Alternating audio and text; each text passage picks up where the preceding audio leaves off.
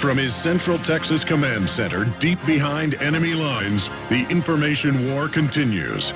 It's Alex Jones and the GCN Radio Network. All right, finishing up with Alan Hart, dealing with 9/11 and who stood to gain, who was involved.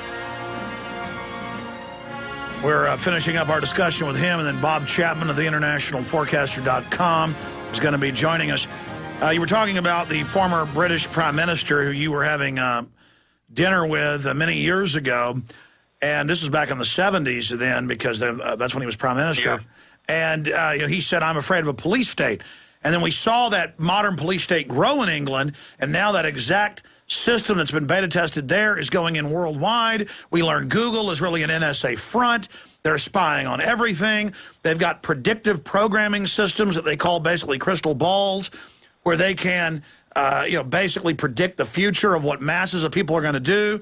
We have the elite playing God with a high-tech Orwellian panopticon. Your closing comments on that? Alex, I think the single most important question, and it's very germane to everything we've been talking about, is what is the real quality of human nature? Now, we all know there are two views.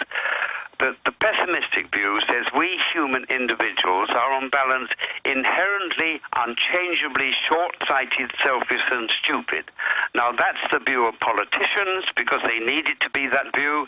It's the view of the mainstream media. It's the view of corporate bankers especially. But there is another view.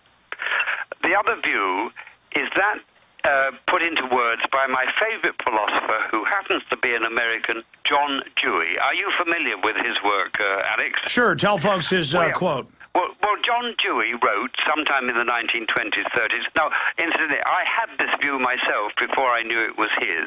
He said, we must unlearn what we have been taught about the unchangeability of human nature. In other words, Alex, what he was saying is, we have been conditioned to be short-sighted, selfish and stupid. It follows that we could be reconditioned by education to be something else. That's my point, and I believe that's the key to everything. And we are educating and informing here today. Well, it's also, who do you build up as an idol?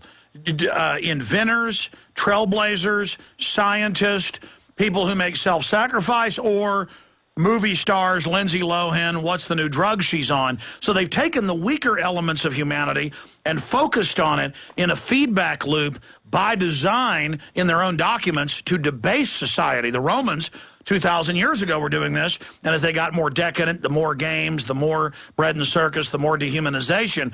So, I mean, you read Edward Bernays, you read Joseph Goebbels, this is stuff 50, 60, 70 years ago, and you could see it all in play today. But that development of where I'll be reading a British psychological war manual from the 60s, declassified in the 90s, and I would have already thought everything in there about human nature and how they manipulate us. I've already seen the programming, reverse engineered it, and then to read them laying out how they do it, and all the different layers of like an art form of different types of propaganda and brainwashing, all integrated in together. It is devastating the average person who was never brought up to even be on the lookout for this. But the good news is, it was 5% that established our republic. It was less than 5% that got the Magna Carta in England. It's always been a highly motivated group of people that have great movements for good and small groups that have great movements for bad. So we know that if we who are awake and informed and truly care do not stop and take action, history will be ours. Or we can turn it over to the control freaks who want to turn us into a bunch of mindless animals so we can be more easily managed. And to me, that is a great crime against humanity, because I'm a fan of man. I'm a fan of our society. I'm a fan of where we can go. I realize life is but a flash, but the species can go on forever. And I'm in love with humanity and the great beauty it creates. And so I hate the desecration of our species, the vandalism of humanity by the controlling oligarchy, and it is my sworn duty to resist them. And I really appreciate you joining us, Mr. Hart. Alex, can I give you a one-sentence wrap-up? Sure. I think modern life is a dehumanizing process, and to echo what you've just said, I think the name of the game is that we have got to claim back our humanity. Well, that's what Thomas Jefferson talked about. He was worried 230 years ago about people moving into the cities because he said they will lose touch with what it is to be a human. And again, we've now seen that. I see it with my own children. You know, I'm not teaching them how to repair things, how to fix things.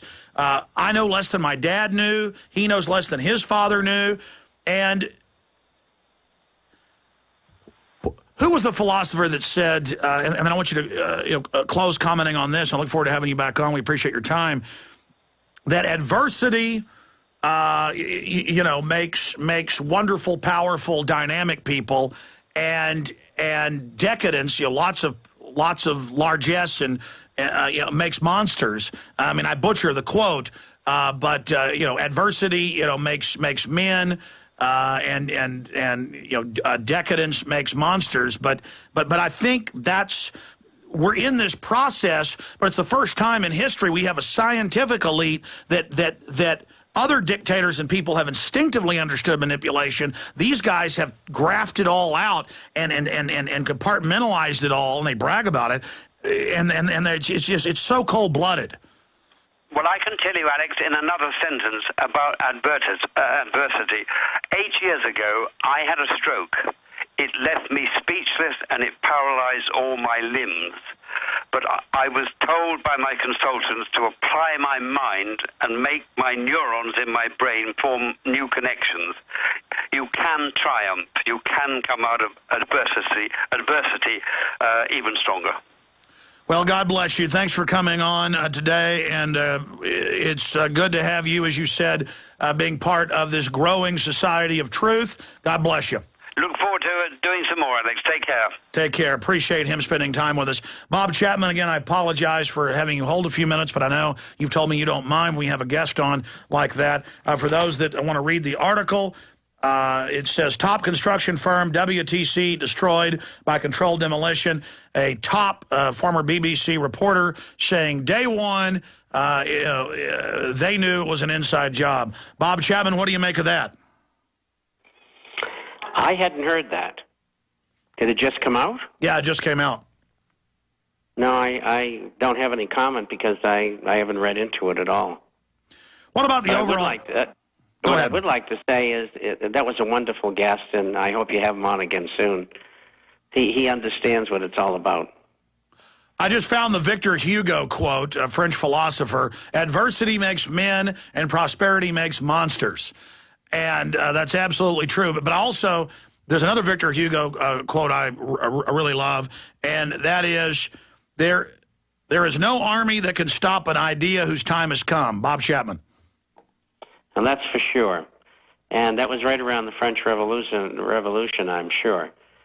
And when I lived in Geneva, when I was going to the Université de Genève, I lived in Jean-Jacques Rousseau's old house, we'll call it. And he was in the same time period. But, the verity of life is the same as it was long ago. Mankind hasn't changed that much. It's just the instruments which those who are in power and want to remain in power use against mankind to harness them to do the things that they want them to do. You're absolutely right. There's so much going on, so much to talk about.